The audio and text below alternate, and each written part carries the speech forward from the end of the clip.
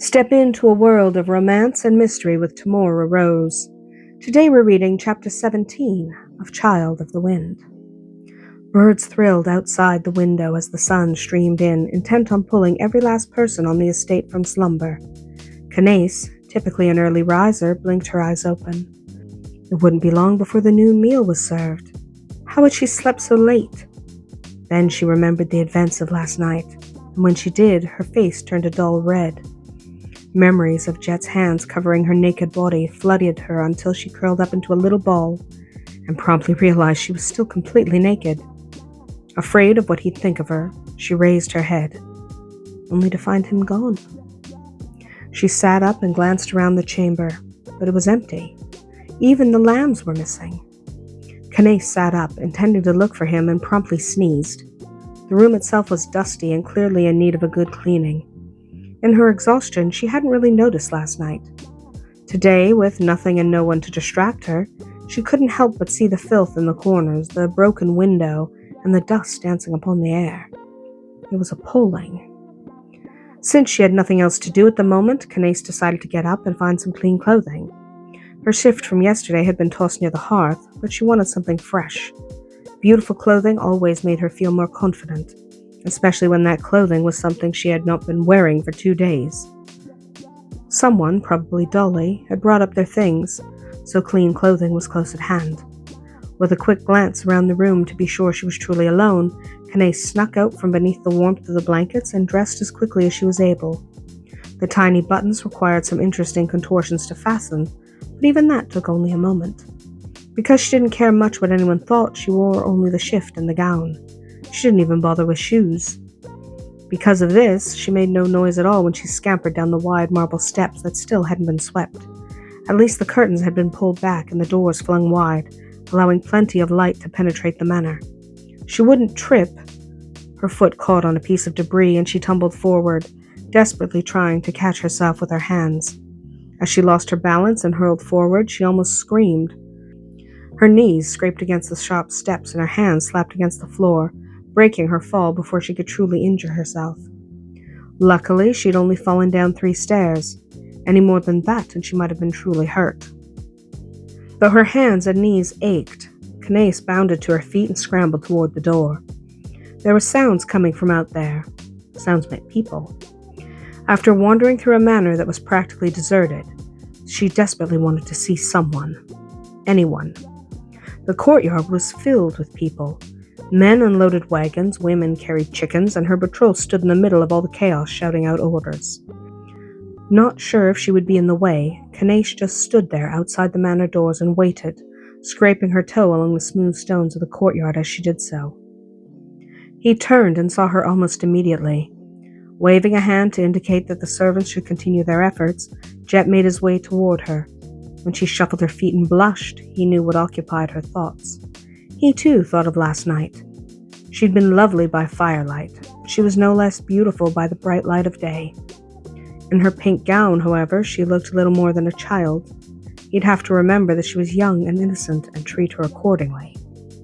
But she was still a woman, and a woman didn't like being ignored after an evening of loving.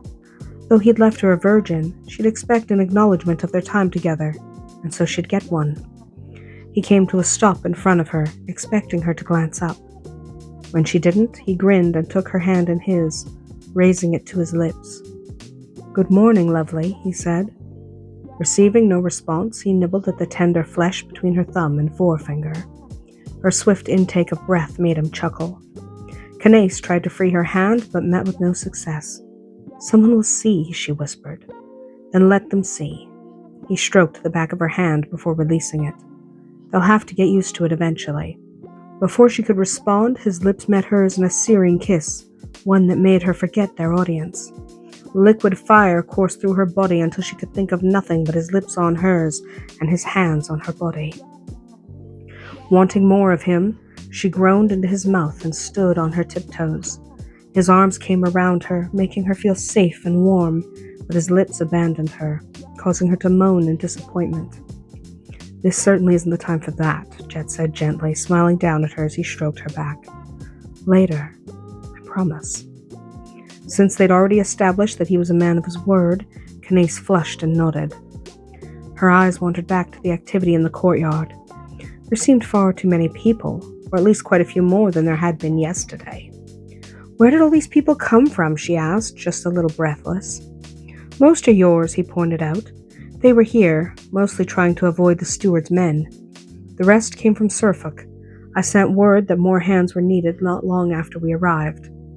What about the furnishings? There seemed to be chairs and tables and a variety of other items in the carts currently being unloaded before her eyes. Again, most are yours. When she looked at him in disbelief, he laughed. Truly, the steward had squirreled away those things he thought he could sell. There were even some chandeliers that had been cut from the ceilings. A few things came from Suffolk, but most of what you see already belongs to you. Relief coursed through her. So I'm not broke, then. He laughed once more. You never would have been. Most of your fortune is on deposit in London. All that damn steward could get his hands on was whatever was readily available. The rents and local income, mostly. Everything else is perfectly safe. Jett dropped a kiss on the top of her head and tried to release her, only to find her clinging to his doublet. The manor is a mess, she whispered. Yes, he acknowledged. Yes, it is. I don't know what to do about that. Because she was clinging to him, he had to force her body away from his so he could look down into her eyes. He saw the fear and the doubt there, but also the absolute trust. She trusted him to fix it all, and he could, but it was her estate, and he thought she should take a firmer hand in the matter. With that in mind, he spoke gently, yet firmly. Right now, at this moment, there are things to attend to out here. I have walls to repair, goods to inventory, and monies to account for. I cannot attend to the interior just yet. That will have to fall to you. But you don't know how, he finished. I understand. But one of the best things about being a rich countess is that you don't have to do any of it yourself. Round up the maidservants, explain to them what you want, and set them to work. She bit her lip. Jett sighed. Dolly is over there. Tell her to have the maidservants meet you inside. Then give them their orders. When he released her hand and resumed shouting orders as he walked away, Canace realized he had no intention of helping her. He really was leaving this part up to her. As unfair as it seemed, she'd either have to take some initiative or live with a filthy manor until Jett tended to it himself. The latter seemed cowardly, but she didn't know how to do the former. Until this moment, she hadn't realized just how unprepared she really was for her new life. Duncan had never asked her to do anything like this. He simply let her be. Now, however, she had to learn a whole new skill, and she had to learn it fast. But only if she couldn't foist off the responsibility on someone else. Dolly came to mind, so she headed straight toward the woman. Dolly, she called as she drew close. I need you and the other maidservants to get the manor cleaned up. We can't even have a decent meal in there. Dolly stopped what she was doing and turned with a little curtsy. Of course, my lady, we'll start immediately. And just like that, she'd done what she needed to do. An hour, maybe more, and things would be perfect inside.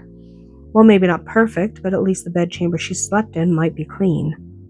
That alone would be a relief. And since there seemed to be enough furniture to furnish a castle, they should at least get to dine at a real table, and sooner rather than later. Feeling quite proud of herself, Canace went to sit in the sun.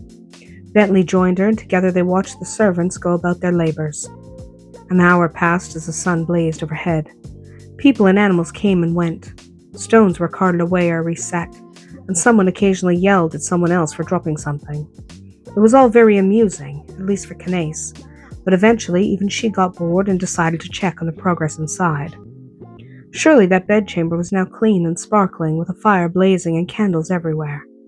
Surely. With Bentley at her heels, she darted inside. There was no noticeable difference, but if they'd started upstairs, there might not be. So instead of becoming annoyed, she ran lightly up the stairs. The halls were still dark and dirty, but surely the rooms were clean.